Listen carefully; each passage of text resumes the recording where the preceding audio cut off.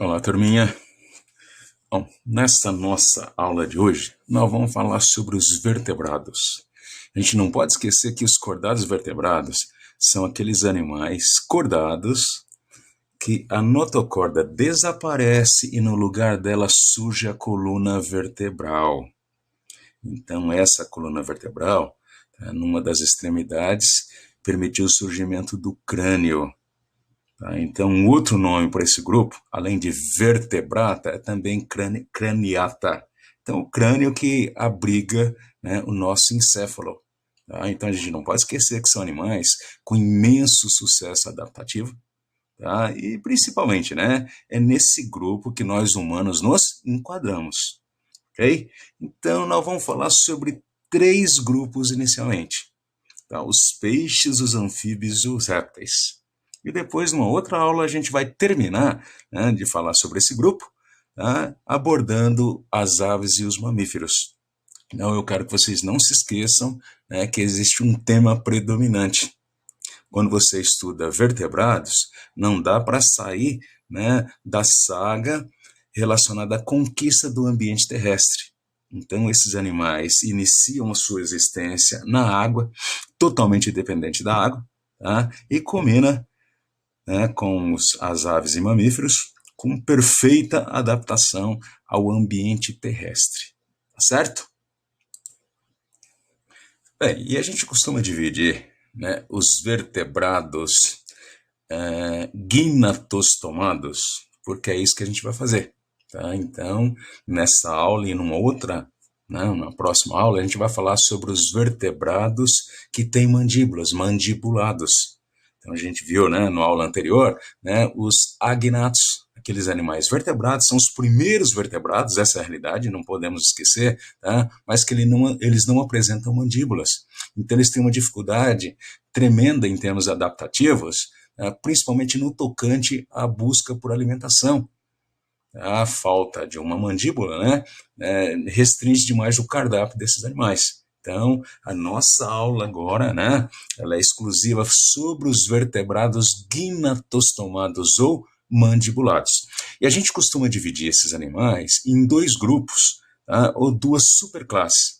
A superclasse dos peixes, né, e a superclasse dos animais tetrápodes, animais com patas, vertebrados com patas. Tá? Então, a nossa primeira abordagem vai ser os peixes. E lembrando que peixe, na realidade, não tem significado de classificação, não tem significado taxonômico. Então, a gente tem esses animais que a gente chama, né, genericamente de peixes, dividido em duas classes. A classe dos condrictes, que significa literalmente peixes cartilógeos ou peixes de esqueleto cartilaginoso, né, que são os tubarões, raias e quimeras. Aqui, né, o tubarão o principal representante, as raias, né, e a quimera, um peixinho um pouco diferente, né, também de esqueleto cartilaginoso, também desse grupo, né, que dá a impressão que é uma mistura de vários animais, por isso o nome quimera, né, lá do grego, né. Bom, então esses animais são os vertebrados com mandíbulas mais antigos que existem, são os mais primitivos. Talvez eles tenham mais de 400 milhões de anos de existência, certo? Descendem daqueles agnatos, né? Animais como a lampreia, a feiticeira, tá? E constitui hoje um grupo muito bem adaptado, tá, de organismos. É claro que exclusivamente aquáticos. Tá? Bom, e a gente vai usar como referência, tá, o tubarão. Então, são raias, tubarões e as quimeras. Vamos usar como tubarão, tá? Que ele dá uma amostra legal do que representa todo o grupo para a gente. Ok? Então, temos aqui o tubarão. E um dos focos, quando se fala em peixes, né, de maneira geral, é a comparação entre os peixes cartilaginosos, como o tubarão, e os outros peixes, né, que se constituem em maioria, que a gente chama de peixes ósseos, ou osteícteos, tá? E principalmente no tocante à anatomia. Tem algumas comparações fisiológicas, né? Mas principalmente a anatomia, certo? Então, aqui, olha, a gente vai encontrar no tubarão e todo peixe cartilaginoso uma nadadeira caudal, né, que é dividida em duas partes desiguais. A gente chama de nadadeira caudal heterocerca. tá? Uma coisa muito importante também é a boca ventral. Então, a boca dos peixes cartilaginosos se localiza na linha do ventre, na região ventral, tá? Enquanto que um peixe ósseo tem a boca frontal, ocupando a extremidade. E a cauda de um peixe ósseo, né, ela é dividida em duas partes iguais. Nós chamamos de homocerca. Tá? Outra coisa importante também é a presença das fendas branquiais. Então, essas fendas branquiais, né, elas são mantidas desde o desenvolvimento embrionário. Lembra que ela é um cordado e todo cordado tem as fendas branquiais. Então, os cartilaginosos são animais cordados que mantêm as fendas branquiais até a vida adulta. Tá? Então, a água entra pela boca, passa pelas brânquias, né, oxigenando o sangue, e sai, né, pelas fendas branquiais, certo? Aqui a gente tem, né, uma característica interessante, que é o clasper. Clasper é o nome dado para uma nadadeira anal, né, adaptada para fazer a fecundação interna, porque esses animais, de maneira geral, fazem fecundação interna, certo? Então, são animais que têm uma capacidade muito grande de se relacionar com o meio, né, têm estruturas sensoriais incríveis, eles são capazes de perceber sons, né, a uma distância muito grande, são capazes de sentir o cheiro de sangue, né, a uma distância grande também, tá? Então são predadores exímios, principalmente os tubarões, né, são predadores exímios, desenvolveram, né, essa característica ao longo de milhões de anos e se constituem, talvez dentre todos os animais, nos predadores mais eficazes que existem. Uma outra coisa importante sobre esses animais, né, é que eles apresentam um fígado muito rico em gordura, em lipídio. Então, isso facilita a flutuação, torna o corpo desses animais, tá, um pouco mais leve. A gente sabe que, né, os lipídios são mais leves que a água, não se misturam com a água. Então, esse fígado muito rico em gordura torna esses animais um pouco mais leve. Não muito leve, senão eles, né, apenas flutuariam e não conseguiriam, né, mergulhar para conseguir alimento e respirar. Então, esse fígado que facilita a flutuação, né, diminui o peso desse animal, nós dizemos que é o órgão hidrostático. Tá?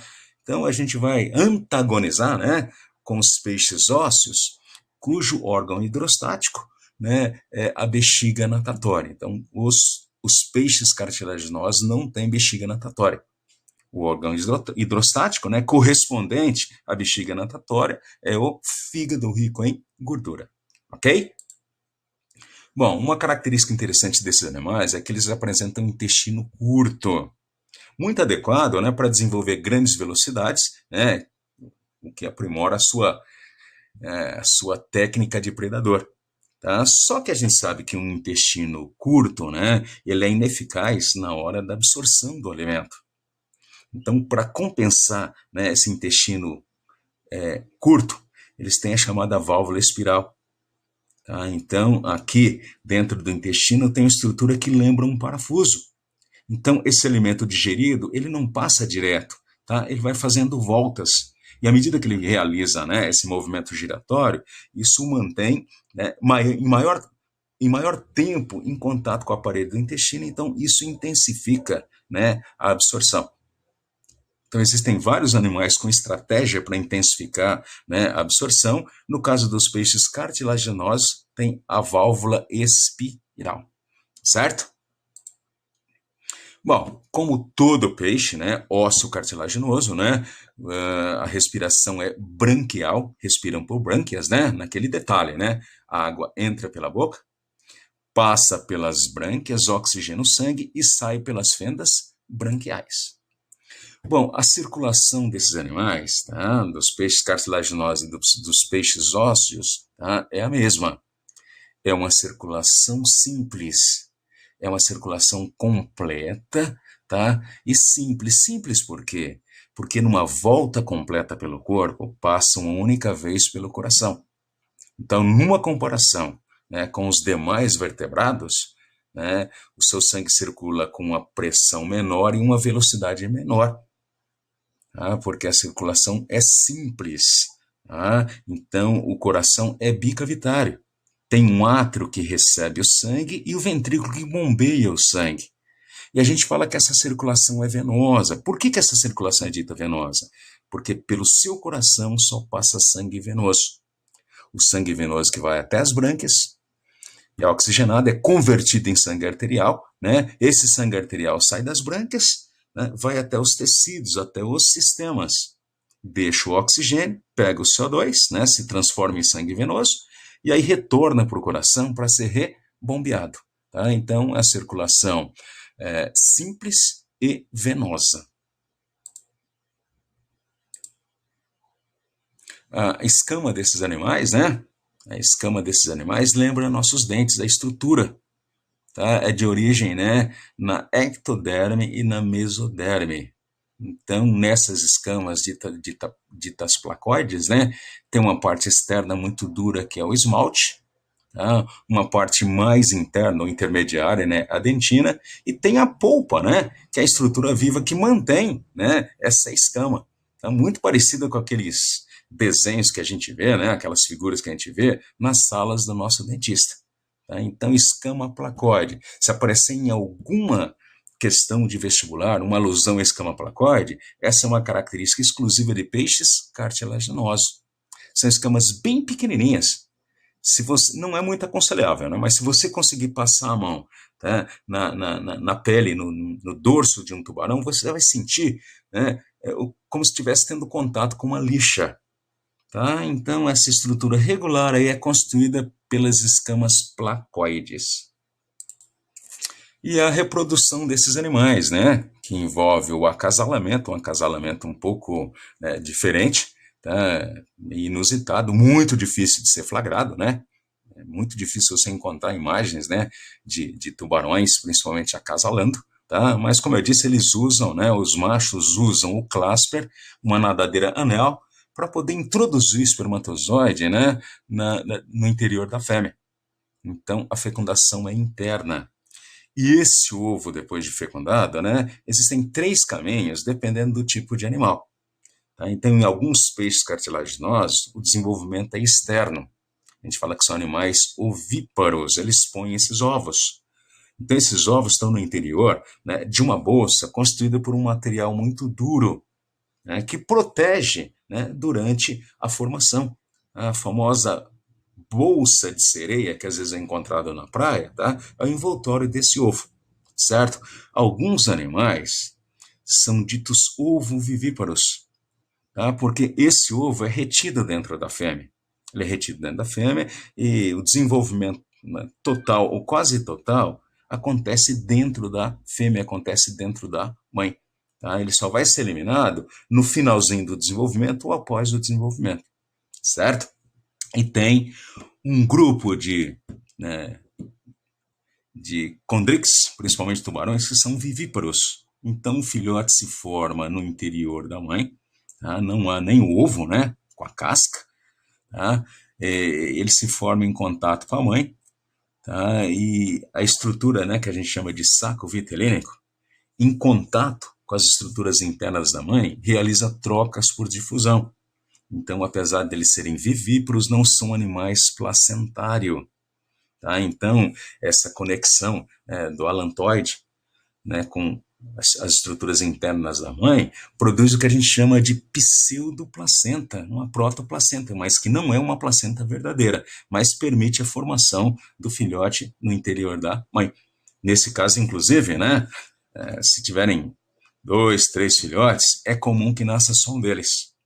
O mais espertão deles acaba comendo os irmãos, certo? E aqui, né, a classe dos osteícteos ou peixes ósseos, né, de esqueleto ósseo, constitui a maioria dos peixes que nós conhecemos, né? Salmão, atum, sardinha, lambari, pacu, tambaqui, tambacu. Então, são todos animais de esqueleto ósseo. Tá? E como eu falei para vocês, há uma grande preocupação, né, na comparação, principalmente anatômica, desses dois grupos. Então, dá para notar aqui, ó, que ao contrário dos peixes cartilaginosos, a boca no peixe ósseo é frontal. A sua nadadeira, olha, tá, é dita homocerca porque é constituída, né, por partes iguais. Tá? Então, aqui a gente tem, né, o opérculo. Então, ao invés das fendas branquiais, aparece o opérculo. Então, a água entra pela boca, passa pelas brâncas, oxigena o sangue e sai pelo opérculo, uma placa óssea móvel. Tá? Bom, nós temos também, né, ânus. O terminal digestivo é o ânus. Nos cartilaginosos, a gente tem uma cloaca. Aquela cavidade, aquele orifício 3 em 1, que serve para digestão, que serve para excreção e serve também para reprodução. Tá? O ânus é um orifício exclusivo para eliminar resíduos fecais. Tá? O orifício terminal, né, do tubo digestório. Tá? A gente tem também aqui a linha lateral. Essa linha lateral existe em qualquer tipo de peixe, nos ossos e nos cartilaginosos, tá? Mas elas ficam muito mais evidentes nos peixes ósseos, tá? Então, é uma estrutura sensorial. Então, em qualquer peixe, né, ela capta as vibrações da água, funcionando como uma espécie de ouvido. Tá? Muito importante para o animal perceber as ocorrências ambientais. Bom, o órgão de equilíbrio hidrostático aqui é a bexiga natatória. É literalmente uma bexiga, né, uma bolsa, e o animal vascularizado, e o animal tem a capacidade de retirar gases do sangue, né, e transferir para essa bolsa. Então, a hora que essa bolsa fica repleta de ar, ela se enche, diminui a densidade do animal e ele sobe, ele flutua. Se ele estiver lá em cima, né, e quiser descer, ele faz o contrário. Tá? Ele inverte, ele retira os gases da bolsa, transfere para o sangue, fica mais pesado, né, e acaba descendo. Tá? Então, serve principalmente para economizar energia. Tá? Então, ele sobe e desce, né, na coluna d'água, economizando energia, facilita, né, essa bexiga natatória. Inclusive, né, em alguns peixes, acabou se transformando num pulmão primitivo, um pulmão precário, mas que provavelmente, inclusive, tá, pode ter sido, né, o precursor dos nossos pulmões. Então, como eu disse, né, em nós, a gente tem respiração pulmonar, né, mas qualquer peixe tem respiração branquial, cartilaginoso ou ósseo. Bom, e os peixes dipnóicos? Peixe dipnóico, como a piramboia, são aqueles peixes, né, que a bexiga natatória acabou se convertendo num pulmão. Um pulmão precário, mas que permite que esse animal, tá, possa sobreviver fora d'água. Num ambiente úmido, enterrado na lama, a piramboia, por exemplo, pode sobreviver por meses até, tá, respirando o ar atmosférico. Tá? Então, tem um defeito aqui, ó, né? E a bexiga natatória acabou se comunicando com a faringe, com a boca, e criando um duto, né, onde o ar entrando pela boca vai até, né, a bexiga natatória. Essa bexiga natatória, como é muito vascularizada, ali acaba havendo as trocas gasosas entre o ar que entrou e os vasos sanguíneos. Tá? Então, funcionando como um pulmão. Então, a piramboia e o pirarucu são animais que têm esse pulmão primitivo. Tá? O pirarucu, por exemplo, tá, ele obrigatoriamente tem que subir a superfície para poder respirar, porque é a principal forma que o seu corpo adquiriu, né, de captar oxigênio do meio. Certo? Então, não se esqueçam desse detalhe. Tá? Em alguns peixes ósseos, a bexiga natatória acabou se convertendo num pulmão precário, tá, primitivo, mas que permite eles captar o ar atmosférico e assim, pelo menos temporariamente, podem viver fora da água. A circulação simples, né, completa e venosa, né, que todo peixe tem, cartilaginoso ou ósseo, né, tá? Então, é uma circulação em que o sangue circula com baixa velocidade, não é a circulação mais eficiente que existe, né? Mas, como ele vive em ambiente aquático, o esforço para se movimentar é menor, é um tipo de circulação adequada. E no tocante à reprodução, pessoal, né? Então, nos peixes ósseos, a maioria dos peixes ósseos tem fecundação externa, mas tem alguns que, né, realizam fecundação interna. Tá? E é comum, principalmente nesses peixes em água doce, a ocorrência da piracema. A piracema, inclusive, é aquele período, né, que antecede a reprodução desses peixes. Porque como a fecundação é externa, eles procuram as nascentes dos rios para poder desovar, para o macho liberar os espermatozoides e a fêmea liberar os óvulos. Então esses espermatozoides vão ter que nadar até os óvulos para fazer a fecundação. Então, num ambiente onde a água é mais calma, vai facilitar o processo. Então, eles procuram a nascente dos rios, onde a água é mais calma, né? E pelo menos dificulta, né? Menos a fecundação. Então, a subida dos peixes em direção à nascente dos rios para poder reproduzir é o que a gente chama de piracema. Tá? E é muito comum a gente ouvir falar que nesse período, né, a pesca é proibida. E com muita lógica. Por que lógica? Porque eles ainda não reproduziram. Então, qualquer animal desse, se você retirar da água, tá, eles vão morrer antes, né, de deixar filhotes. Já a pesca, né, praticada depois da piracema, você pode até retirar o peixe da água, tá certo? Mas ele vai deixar filhotes que poderão substituí-lo, tá certo? Então, não chega a ser uma larva, né? Mas entre a eclosão do ovo, né, e o adulto, você tem um estágiozinho chamado de alevino, o filhotinho do peixe. Bom, e aqui a gente tem uma tabela comparativa rápida, né, entre os peixes cartilaginosos e os ósseos, né, nas semelhanças e diferenças. Então, as diferenças entre as escamas, né, a escama do cartilaginoso é placoide, a do ósseo é quitenoide, né, de origem mesodérmica. Tá? Nadadeira caudal do condrite, né, heterocerca, do osteicte é homocerca, boca ventral no tubarão e frontal no ósseo, opérculo, né, ausente no tubarão, mas presente no peixe ósseo, fendas branquiais presentes, né, nos condrites, né, e ausente nos ósseos, bexiga natatória, né, ausente no condrite, mas presente nos peixes ósseos, linha lateral presente em ambos, o intestino com válvula espiral e cloaca no peixe cartilaginoso, e sem válvula espiral e com ânus no peixe ósseo. Tá? Respiração branquial em ambos, circulação simples, né, completa, venosa e com coração bicavitário em ambos. Tá? A excreção, né, a excreta nitrogenada nos condrictes é a ureia, tá? E nos osteictes é a amônia. Nos condrictes, a fecundação é sempre interna.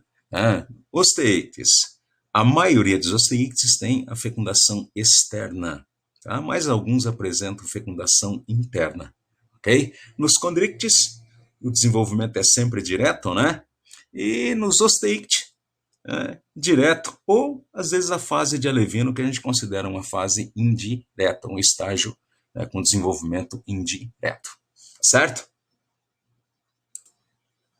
Bom, a gente não pode esquecer que não importa, né, o tipo de peixe, não importa a classe, né, condricte ou osteicte, a vida desses animais está totalmente restrita ao ambiente aquático, certo? Mesmo que eles fiquem um pouco fora d'água, mas eles dependem da água para sua existência. Tá? Mas como eu falei para vocês, né, o foco do nosso estudo de vertebrados é a saída da água, tá, em direção à Terra.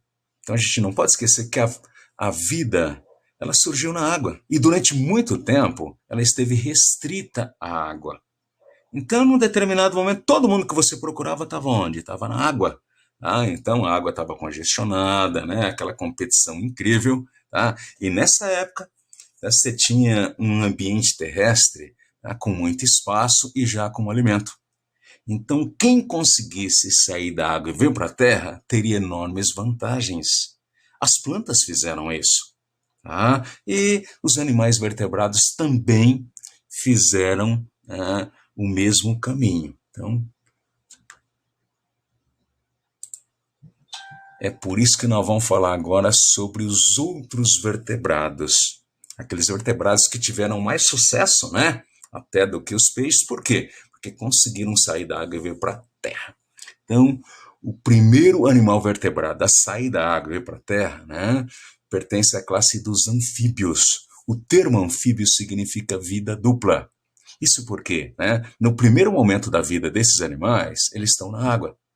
tá? Mas depois eles realizam a metamorfose e conseguem vir para o ambiente terrestre. Então não se esqueçam, tá? Nessa saga, né, evolutiva, nessa saída da água vindo para a Terra, a classe dos anfíbios, tá? Eles se constituem nos pioneiros, certo? Então a gente vai ver aqui o ciclo de vida de um sapo para mostrar como é que os anfíbios saíram da água e vieram para a Terra, mas não conseguiram fazer aquela conquista esperada. Eles não tiveram aquele sucesso todo esperado. Tá? Então vamos analisar o anfíbio, né, do tipo sapo, que é um grupo que a gente chama de anuros. Né? Então a gente divide, né, classes em ordens. Então, a classe dos anfíbios, como toda classe, é dividida em ordens. E uma das ordens da classe dos anfíbios, tá, é a ordem Anura, ao qual pertence o sapo. São animais que têm 4 patas, mas não têm cauda. Então, dá para ver aqui, tá, no último estágio aqui, onde está a seta do mouse, tá? Olha, a gente tem um acasalamento, mas não é aquele acasalamento convencional. Na realidade, o macho está convencendo a fêmea a desovar, a eliminar os seus óvulos. Em seguida, ele vai lançar os seus espermatozoides, tá? E a fecundação é externa, dependente da água. Então, na hora do acasalamento, né, entre aspas, né, há uma dependência da água. Então, o espermatozoide nada até o óvulo, fecunda o óvulo, que se converte em ovos. Tá? Isso na água. Esses ovos, eles são envolvidos por uma película fina e dessecável. Então, eles não poderiam, né, se desenvolver em ambiente terrestre, só dentro d'água. Então, dentro da água, ao se desenvolver, tá, eles eclodem e, ao eclodirem, liberam um filhotinho.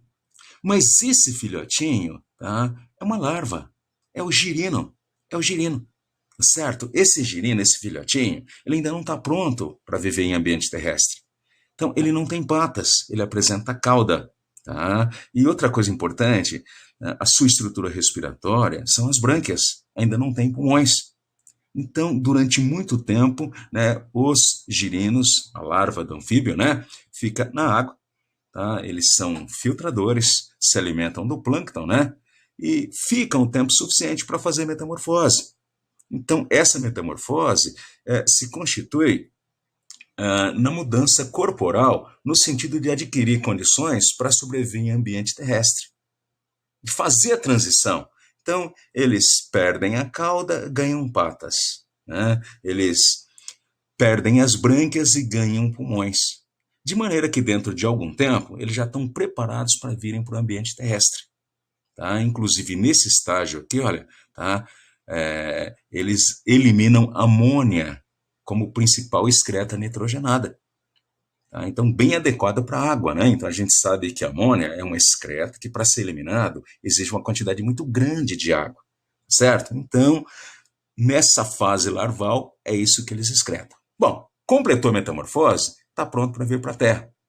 Então, esse animal aqui, ó, vem para a Terra, tá? Só que aí surgem algumas peculiaridades. E quais são essas peculiaridades? Bom, ao ganharem pulmões, eles não recebem o melhor pulmão que alguém poderia ter. É um pulmão muito precário, que coloca pouco oxigênio no sangue do animal. Como se não bastasse, eles têm a chamada circulação incompleta, que mistura sangue venoso com sangue arterial. Então, a quantidade de oxigênio que sai do coração do animal em direção aos tecidos é muito pequena. É insuficiente para o animal. Então, para compensar, esse sangue passa pela pele e realiza trocas gasosas com o meio através da pele, a famosa respiração cutânea. Então, esse acréscimo de oxigênio do ambiente para o sangue através da pele é fundamental para manter o animal vivo. Respiração cutânea.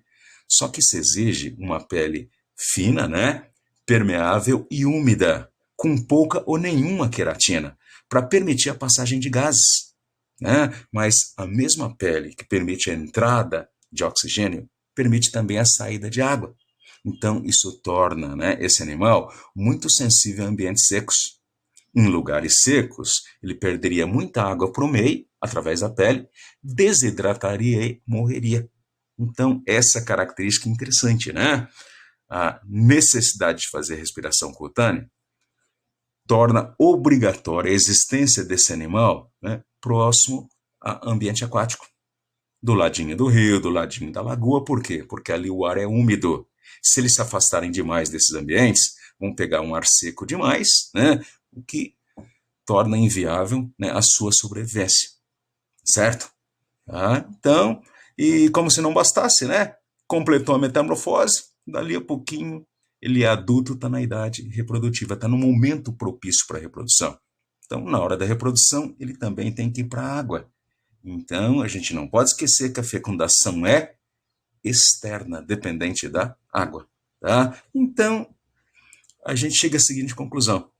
Eles foram os primeiros vertebrados a saírem da água e virem para a terra. Mas não fizeram aquela conquista gloriosa, né? Por quê? Porque eles vieram para a terra, mas só podem se manter na proximidade da água.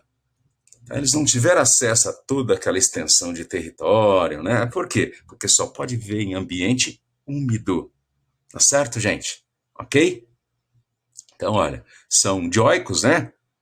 Sexos separados. Principalmente, né, nos anuros, tem dimorfismo sexual, aquelas diferenças anatômicas entre o macho e a fêmea, né? Tá? Fecundação externa e desenvolvimento indireto, né? É uma alusão, né, ao estágio larval, ao estágio de girino. Aqui uma tabela com as características gerais desses animais, né? Então, esses animais são pecilotermos ou ectotermos, né?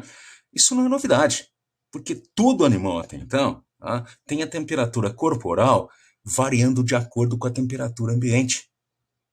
Tá? Então, nenhum animal até agora que a gente viu é diferente.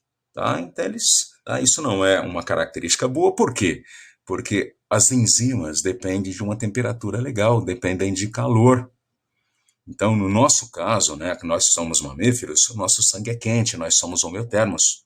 Então, né, a nossa ideia de manter o sangue e o corpo aquecido é proporcionar a temperatura adequada para a nossa atividade enzimática. Tá? Então, não importa qual seja a temperatura do lado de fora. No nosso corpo, a temperatura está sempre adequada para a atividade enzimática. Nós temos sangue quente, tá? Mas não esses animais. Tá? Então, quando a temperatura ambiental está alta, o seu metabolismo está alto, porque essa temperatura favorece a atividade enzimática. Quando a temperatura cai, tá? O seu metabolismo também cai, porque a temperatura baixa e as enzimas não combinam muito bem. Tá certo? Respiração branquial durante a fase larval, tá? Mas ao completarem a metamorfose, passam a ter respiração pulmonar. Mas para poder complementar essa respiração pulmonar precária, realizam também a respiração cutânea. Então, olha que interessante. Tá? Durante a sua vida, realizam 3 tipos de respiração, certo? Fecundação externa, né, dependente da água. Os ovos com casca fina, sujeito ao dessecamento também, e se exige que o desenvolvimento do filhote aconteça na água. Excreção, amônia na fase larval, no girino. Mas quando completa a metamorfose, o animal vem para a terra, isso exige economia de água.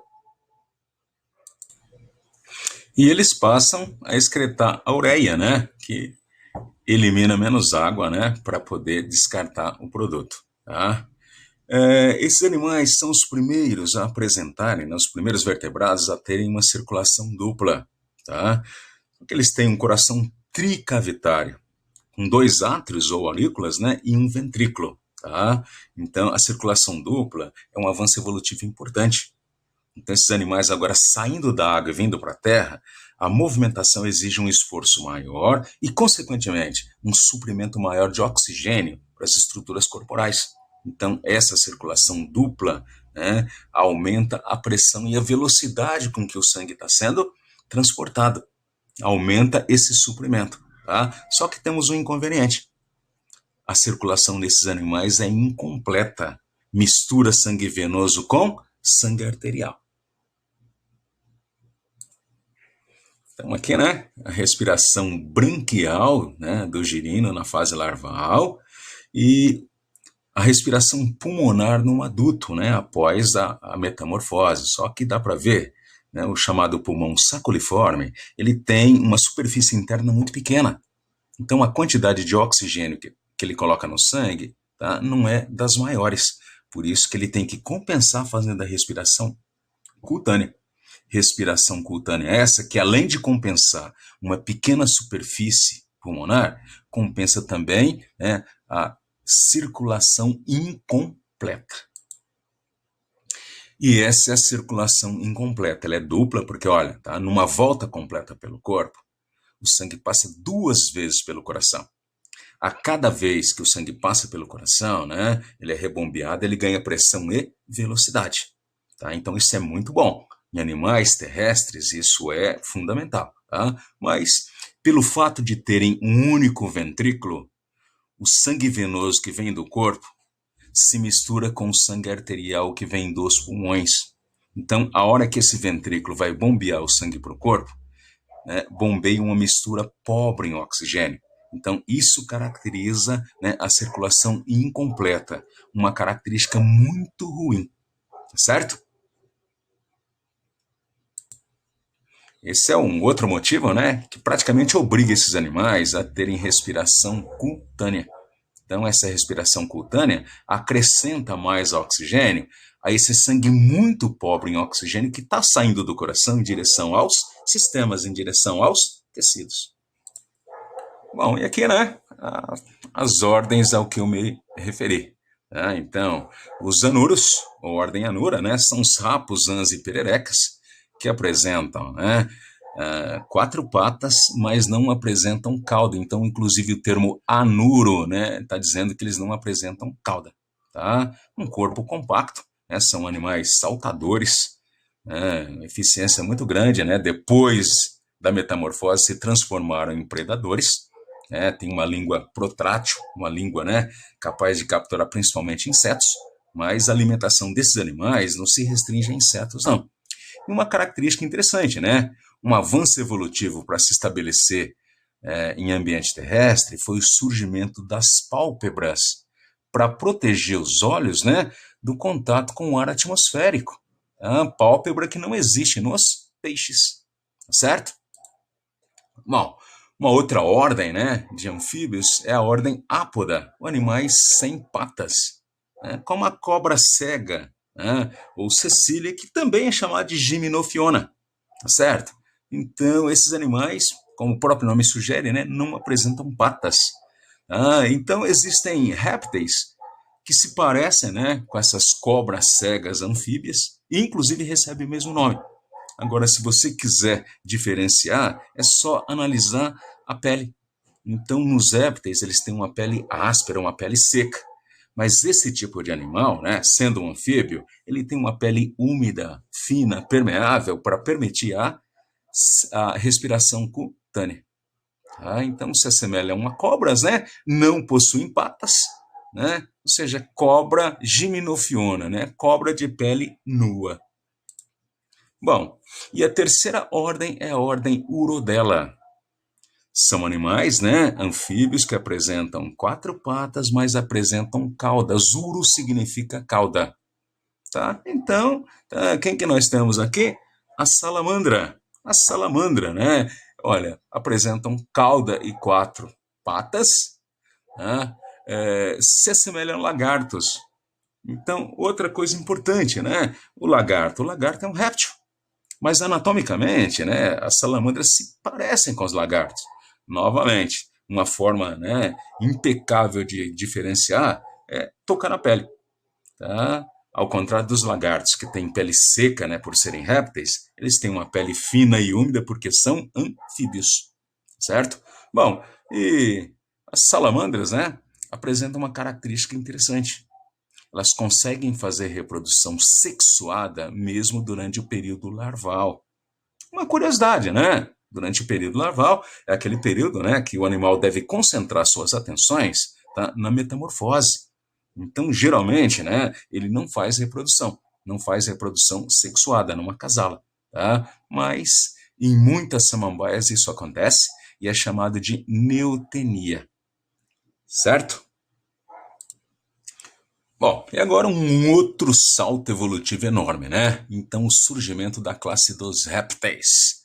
Então, uma classe muito ampla, muito antiga, né? Durante muito tempo, os répteis foram os senhores absolutos, né, do ambiente terrestre. Tá? Isso por quê? Porque eles conseguiram realizar a conquista definitiva do ambiente terrestre. Numa comparação com os anfíbios que vieram para a Terra, mas que são obrigados a se manterem próximo da água, tá? Os répteis, né, quebraram, né, essa barreira e puderam ocupar todos os ambientes terrestres, ou quase todos, né? Eles só não estão presentes em ambientes muito frios, né? Em altas, em grandes latitudes, né? Porque eles ainda não são homeotermos, ainda não têm o sangue quente. Mas em termos de aquele espaço todo, aquele alimento todo, eles puderam se apossar disso, né? E o resultado foi esse. Mais de 200 milhões de anos de domínio absoluto do ambiente terrestre. Tá? Então, apesar desse avanço todo, ainda são animais pecilotermos de sangue frio, né? Dependentes do calor do ambiente para manter seu corpo aquecido. São os primeiros vertebrados independentes do meio aquático, totalmente independentes do meio aquático. Sua fecundação agora é interna. Acasalamento cópula não depende mais da água. Aqui surgiu o ovo com casca calcária, aquela casca calcária que protege contra o dessecamento. Então, os filhotes desses animais agora podem se desenvolver, podem se formar fora da água. Tá? E ainda acrescentando que dentro desse ovo com casca, você tem anexos embrionários novos, né? Como o amnion, como o corion, tá? Que permitem a formação do filhote, né? Fora do ambiente aquático. Então, com a fecundação interna e esse ovo com casca calcária, né, dotado de novidades em relação aos anexos embrionários, tá? Ele ficou totalmente independente da água para reprodução. Tá? E seus pulmões apresentam uma superfície interna muito maior, é o famoso pulmão parenquimatoso, que coloca muito mais oxigênio no sangue. Então ele já não depende mais da respiração cutânea. Não precisa mais complementar o oxigênio, né, através da respiração cutânea. Então, sem precisar respirar pela pele, eles já puderam desenvolver uma pele grossa, seca, né, impermeável, que permitiu que eles pudessem explorar os ambientes longe da água, longe do rio, longe da lagoa, inclusive no deserto. Tá? Então, apresentam pele seca, grossa, impermeável, queratinizada. Um outro avanço evolutivo importante é no tocante à excreção. Então, eles eliminam ácido úrico. Tá? O ácido úrico é a excreta nitrogenada, tá? Primeiro, praticamente atóxica, né? Pode circular por muito tempo no corpo do animal. E o mais importante, ao ser eliminado, né, não precisa de água, não precisa ser diluído para ser eliminado. Então, a excreção de ácido úrico representa, né, a economia absoluta de água. Tá? Bom, aqui a gente, em relação à circulação, a gente tem dois tipos de circulação. Tá? A gente tem o coração tricavitário, tá? Em alguns répteis, e em outros répteis que nós chamamos de crocodilianos, tá? O coração é tetracavitário, com 4 cavidades. Tá? Mas todos eles, apesar de terem a circulação dupla, ainda é incompleta. Então, essa circulação incompleta, em que mistura sangue venoso com arterial, tá? É que restringe esses animais ocuparem ambientes frios, que impede que eles sejam homeotermos ou de sangue quente. Tá? Então, apesar dos avanços, eles ainda apresentam uma circulação incompleta. Então, reprodutivamente, né, eles já são independentes da água, são animais dioicos, né, fecundação interna, tá? São ovíparos, a maioria põe ovos, né? Alguns desses animais podem ser até vivíparos, né? Muitos são ovovivíparos e até vivíparos. O filhote se forma dentro da mãe, tá? Mas ainda não há uma placenta. Placenta é coisa que só vai acontecer lá nos mamíferos, certo? Bom, tá? E das aulas de embriologia, uma novidade evolutiva incrível, tá? Que surgiu nos répteis. o ovo com casca calcária, aquela casca grossa, né? Protegida, que protege contra o dessecamento, tá? Permite que o filhote possa se formar fora da água. E dentro desse ovo com casca calcária, você vai ter um filhote se formando, né, com anexos embrionários extras, além do saco vitelínico. Então, o saco vitelínico está presente, né, em peixes e anfíbios. Tá? Ele se mantém nos répteis. Tá? É aquela estrutura, né, que gera reserva nutritiva para a formação. Só que a gente não pode esquecer do âmnion, a bolsa amniótica, que é a proteção contra o dessecamento e contra choques mecânicos. Animais cujos filhotes podem se desenvolver fora da água, nós chamamos de amniotas, tá? Porque apresentam o âmnion, tá? Aquela bolsa d'água, certo? Tem também o alantoide, que permite a respiração e a excreção. A gente tem o córeo, que é aquela proteção biológica, né? Que protege contra a ação de micro-organismos parasitas. Tá? Então, esse é um avanço evolutivo muito importante que surgiu nos répteis. O ovo amniótico envolvido por casca calcária, tá certo? Qual é o grande papel, né, dessa ferramenta evolutiva? Permitir que os filhotes se desenvolvam fora da água, ok? Bom, e aqui, né, algumas características, né, reforçando, né, que permitiram essa conquista, né, definitiva do ambiente terrestre. Então, essa pele seca em muitos animais, tá, ela é constituída por escamas córneas cornificadas. Então, ela é envolvida, né, ela é protegida por queratina. A queratina, pessoal, é uma proteína impermeabilizante que tem na nossa pele. Então, evita a passagem de água com facilidade. Tá? Então, essas escamas córneas, né, não estão em todos os répteis, né? Mas na maioria. Então, impede a perda de água para o ambiente através da superfície corporal. A excreção de ácido úrico, né? Economia de água para eliminar resíduos. O ovo amniótico com casca calcária, né? E um pulmão muito mais eficiente, né? Que torna desnecessário, né, a respiração cutânea. Então, o pulmão, com uma superfície interna bem maior, coloca muito mais oxigênio no sangue.